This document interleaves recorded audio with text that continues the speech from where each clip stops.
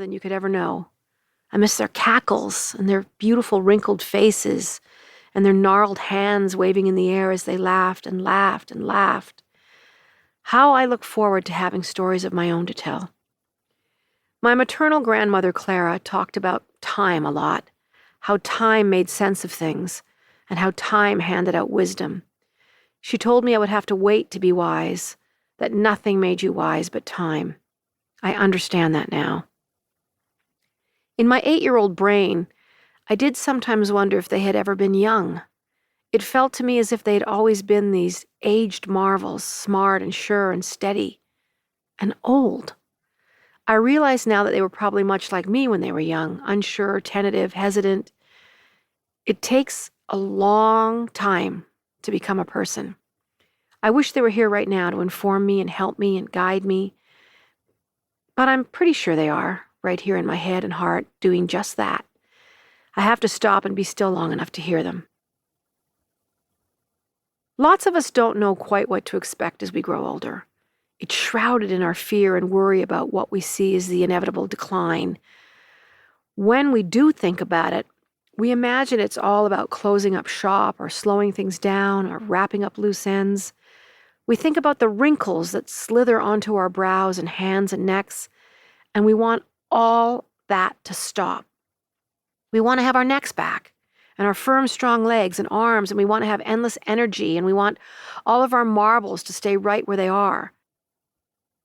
But honestly, I have found such kindness in my bones as I have aged, an acceptance of self that I didn't even know existed. I'm simply not hard on myself anymore. I appreciate the fact that my body is carting my soul around, and it's doing a spectacular job of it. I see such strength and ability in myself, which I didn't even notice, let alone appreciate, when I was a young woman. I didn't know how. What I think about now couldn't be further from brooding on time running out. Instead, I'm focused on reimagining and reinvention, the act of becoming someone I always hoped I would be. I feel that I am a wise woman emerging through the trees with a renewed sense of the purpose of my own glorious life. Now that I'm a crone, I speak my mind and chase my passions relentlessly. I do not need to wait for permission from anyone to do as I please, and I throw my opinions around a lot, not like confetti, but like lightning bolts. Opinions and thoughts and ideas that are bigger than the whole of the sun, and why not? To finally be at a place in my life where I value my body. Most of the time. I slip up some days.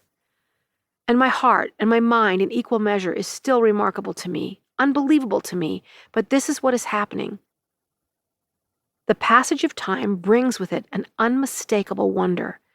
It brings a culmination of all the experiences that led me here, to this rock on which I stand, a rock of my own making.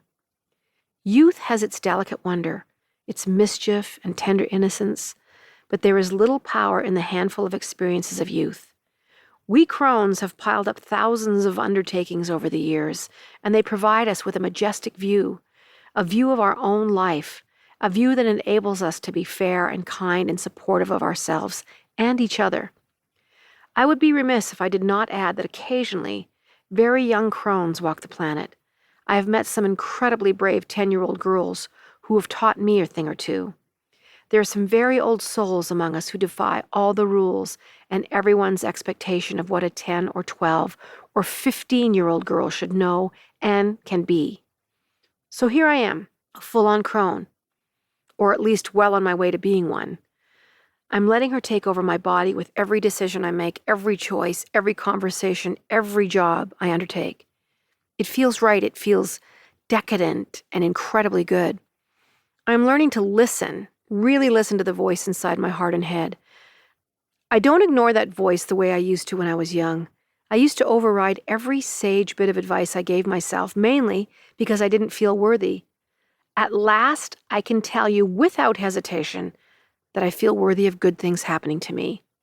If I am lucky, forget lucky. Luck has nothing to do with anything. It's all hard work and dedication and steadfastness, period.